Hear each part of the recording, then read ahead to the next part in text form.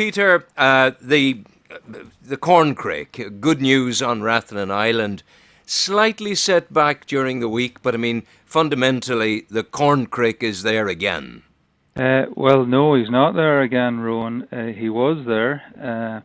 He hadn't been there for 15 years. We've been working throughout that period just to improve the habitat and bring it back to a state where we might be able to attract birds to the island. But he was with us for about 9 days, really, calling away. That was great news. Big news in Northern Ireland and even big news within the whole society across the UK, because it isn't easy to attract these birds back to an area when you've lost them. So it really was big news when we got this calling bird. The first time in about 15 years. They are present on neighbouring islands of Islay, Oronsay and Colonsay in the Inner Hebrides. And we managed to get one back. They're also up in Torrey, of course, as well.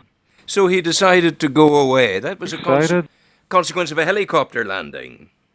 Well, this is the sad part of it, is that in the very field, unfortunately, a private hire helicopter failed, and you can imagine that was quite a traumatic experience for the bird. And whether that was the factor that caused them to go or not, we don't know for certain, but it seems coincidental that we haven't heard the bird since the helicopter landed in the field. But I suppose one thing we can, I mean, that's unfortunate, and it's just you couldn't really plan for that. But what we do know in the last 10, 15 years, we are getting the habitat back to a condition where birds might be attracted to translocate to that site. Yeah. And I suppose the fact that it was calling is an indicator that it was looking for a mate. Well, that's what they do. The male birds come in, they call. I suppose the helicopter was a bit more than he could handle, put it that way. And they call for a female. And if a female is attracted, what happens is sometimes they go silent. So, and that usually lasts for a period of 8 or 9 days when he starts again looking for another one. So that's the way it goes. We knew the helicopter had landed. We knew things had gone quiet, but we had to wait for that period of 8 to 9 days to come to the conclusion that the bird had maybe popped off the island. Because after all, Islay is only about 15 miles away. That's maybe the closest location of breeding corncrakes. We reckon that he has popped off in that direction, but it is unfortunate because they're very territorial birds, and when they get established in an area, they're hard to shift. So it's almost a fluke to get a bird translocating in this way. But I suppose what it does show is that the habitat's back in the sort of condition that might attract calling birds in the future. And it's an optimism that's there because it's done at once. A bird will come again. Well, I mean, prior to the helicopter, we were over the moon. I mean, this was fantastic.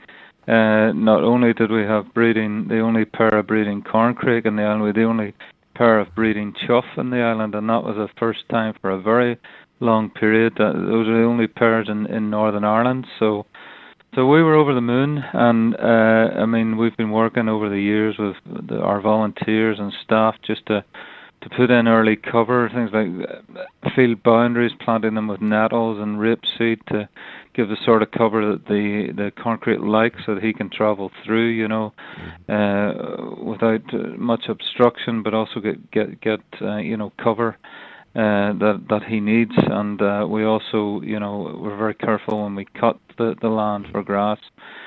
So we do that late in the season, and we work from the middle of the field out. So these are the sort of things that we've been doing to try and create the right environment for the bird. And it was fantastic to hear that bird was calling, but so disappointing when we heard about this helicopter landing in the field. Let's say you've done 15 years of work on the habitat, almost as though you've done the 15 years work, and then in the twinkling of a whirlybird, it's gone. Is there no way that we can get a single stop helicopter pad on Rathlin and let it be known that there are things happening there of scientific and ornithological importance?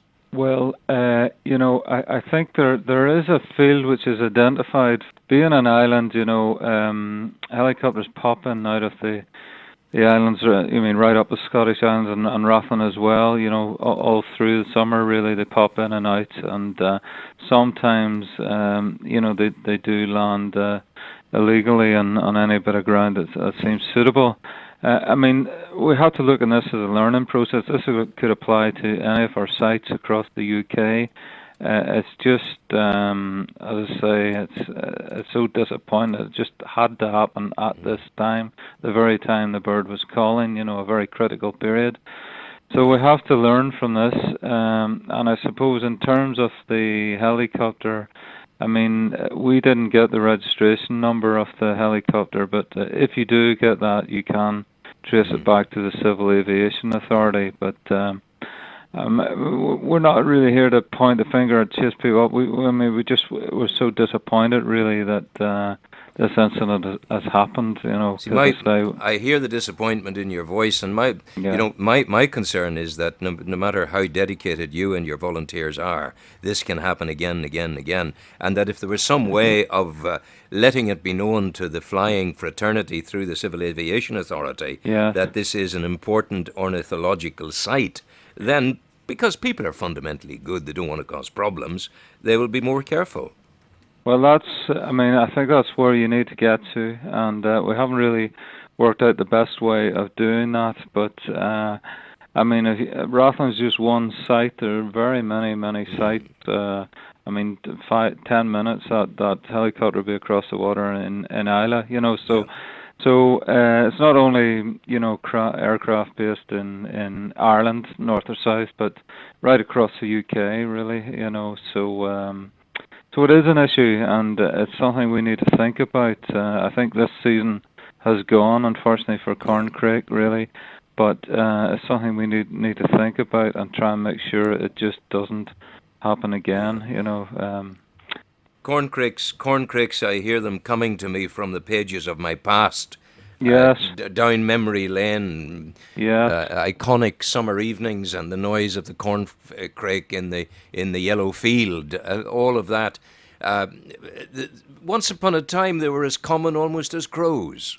Well, that's right. An unmistakable sound. If you ever heard them, I heard them myself on Tory. I went there once a few summers ago, and all around, you couldn't get away from them. So. And particularly for some of the older people, on the island here, we wanted to get the primary school involved, to bring in a different generation.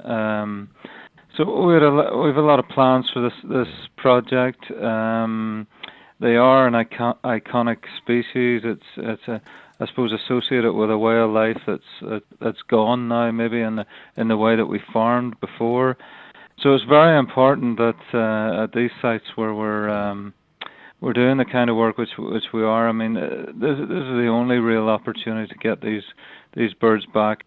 And I think when people hear the bird, if we get them established, people will get right behind it.